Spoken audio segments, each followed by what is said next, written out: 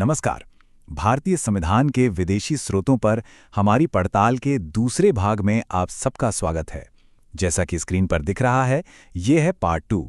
पिछली बार हमने कुछ देशों को देखा था और आज हम अपनी इस यात्रा को आगे बढ़ाएंगे और समझेंगे कि कैसे दुनिया भर के बेहतरीन विचारों ने मिलकर भारत के लोकतंत्र की नींव को और भी ज्यादा मजबूत किया। चलिए इसी सोच के साथ आगे बढ़ते हैं। देखिए, एक संविधान बनाना सिर्फ कुछ नियम कानून लिख देना नहीं होता है। ये तो किसी देश की आत्मा को, उसके सपनों और उसके मूल्यों को कागज पर उतारने जैसा है। हमारे संविधान बनाने वालों ने पूरी दुनिया पर नजर डाली, लेकिन नकल करने के लिए नहीं, बल्कि दुनिया के सबसे अच्छे लोकतांत्रिक सिद्धांतों को भारत की मिट्टी और भारत की जरूरतों के हिसाब से ढालने के लिए। तो हमारी इस संवैधानिक दुनिया की सैर का पहला पड़ाव है आयरलैंड। जानते हैं, ये एक ऐसा देश है जिसकी अपनी आज़ादी की लड़ाई भारत के संघर्ष से काफी मिलती जुलती थी और शायद इसी वजह से हमारे संस्थापकों को वहां से प्रेरणा मिली। भारत ने आयरलैंड से एक बहुत गहरी बात सीखी, वो ये कि एक सरकार को सिर्फ कानून के डंडे से नहीं, बल्कि नैतिक सिद्धांतों से कैसे चलाया जाए। मतलब ये सिर्फ नियम बनाने की बात नहीं थी, बल्कि शासन के पीछे एक मजबूत सोच और एक दर्शन को अपनाने की बात थी। तो यहाँ 3 बड़ी बातें हैं जो हमने आयरलैंड से ली। पहली, राज्य के नीति निर्देशक तत्व। अब ये क्या है? ये सरकार के लिए एक तरह का रोड मैप है जो बताते हैं कि उसे जनता की भलाई के लिए क्या क्या करना है। दूसरी चीज, राज्यसभा में सदस्यों का नामांकन, जिससे साहित्य, कला और विज्ञान जैसे क्षेत्रों के विशेषज्ञ सीधे हमारी संसद का हिस्सा बन सकें। और तीसरी, राष्ट्रपति के चुनाव की प्रक्रिया। ये बहुत जरूरी है ताकि देश का सर्वोच्च पद सही और निष्पक्ष तरीके से भरा जाए। अच्छा, अब बात करते हैं जर्मनी की। देखिए, एक अच्छा संविधान सिर्फ अच्छे दिनों के लिए नहीं बनाया जाता, उसे देश को मुश्किल से मुश्किल समय से निकालने के लिए भी तैयार रहना पड़ता है। और बस यहीं पर जर्मनी का अनुभव हमारे लिए बहुत जरूरी हो गया। हमारे संविधान निर्माताओं ने जर्मनी के वाइमर संविधान से एक बहुत अहम सबक सीखा। उन्होंने समझा कि राष्ट्रीय आपातकाल यानी इमरजेंसी के दौरान देश को स्थिर कैसे रखा जाए, लेकिन साथ ही ये भी पक्का किया कि नागरिकों के अधिकार पूरी तरह से खत्म ना हो जाएं। ये स्थिरता और स्वतंत्रता के बीच एक बहुत ही नाजुक संतुलन बनाने जैसा था। तो जर्मनी से लिए गए ये जो प्रावधान है, ये पक्का करते हैं कि अगर देश में इमरजेंसी लगती भी है तो सरकार के पास असीमित शक्तियां ना आ जाएं।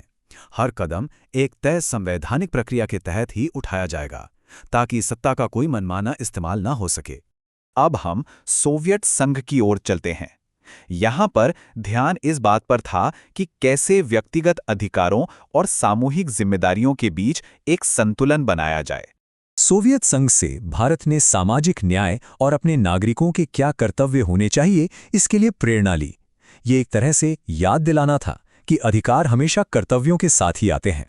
इन विचारों का मतलब था कि संविधान में नागरिकों के मूल कर्तव्यों को भी शामिल किया गया, जैसे कि देश की एकता को बनाए रखना। साथ ही पंचवर्षीय योजनाओं का जो आइडिया था, वो भी यहीं से आया, ताकि देश का आर्थिक विकास एक योजना के साथ हो और सबको सामाजिक न्याय मिल सके। हमारा अगला पड़ाव है फ्रांस, वो जगह जहां से आधुनिक क्रांतिकारी आदर्शों का जन्म हुआ और जिसने दुनिया भर के लोकतंत्रों को एक नई शक्ल दी। फ्रांसीसी क्रांति का वो मशहूर नारा, स्वतंत्रता, समानता और बंधुत्व, इस शक्तिशाली आह्वान को भारत की प्रस्तावना में जगह मिली। इसने इन मूल्यों को हमारे राष्ट्र की आत्मा में हमेशा के लिए स्थापित कर दिया। इन 2 बातों ने भारत की पहचान को एक गणतंत्र या रिपब्लिक के रूप में पक्का कर दिया। इसका सीधा सा मतलब था कि भारत का जो मुखिया होगा वो कोई राजा या रानी नहीं होगा, बल्कि जनता द्वारा चुना गया एक प्रतिनिधि होगा। और यह हमारे लोकतंत्र का एक सबसे बुनियादी स्तंभ है। चलिए, अब हम अपनी इस यात्रा के आखिरी 2 पड़ावों पर आ गए हैं। यहाँ हम देखेंगे कि संविधान की प्रक्रियात्मक रीढ़ और समय के साथ बदलने की उसकी क्षमता पर कैसे ध्यान दिया गया। जापान का योगदान कानून की एक बहुत ही महत्वपूर्ण प्रक्रिया पर केंद्रित है। ये एक छोटा लेकिन बहुत ही शक्तिशाली विचार है। कानून द्वारा स्थापित प्रक्रिया, ये सुनने में एक छोटा सा वाक्य लगता है, लेकिन इसका मतलब बहुत गहरा है। ये सिद्धांत पक्का करता है कि सरकार कुछ भी अपनी मर्जी से नहीं कर सकती। हर सरकारी काम एक स्थापित कानून के दायरे नहीं होना चाहिए। ये नागरिकों को मनमानी सत्ता से बचाता है। और आखिर में दक्षिण अफ्रीका, यहाँ से वो विचार लिया गया कि भारतीय संविधान समय के साथ कैसे विकसित हो सकता है, उसमें बदलाव कैसे किए जा सकते हैं। यही वो चीज है जो हमारे संविधान को एक जीवंत दस्तावेज बनाती है, एक ऐसा दस्तावेज जो समय के साथ बदलती जरूरतों के हिसाब से खुद को ढाल सकता है।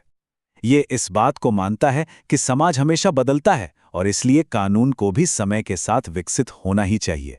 तो इस पूरी यात्रा में हमने क्या देखा?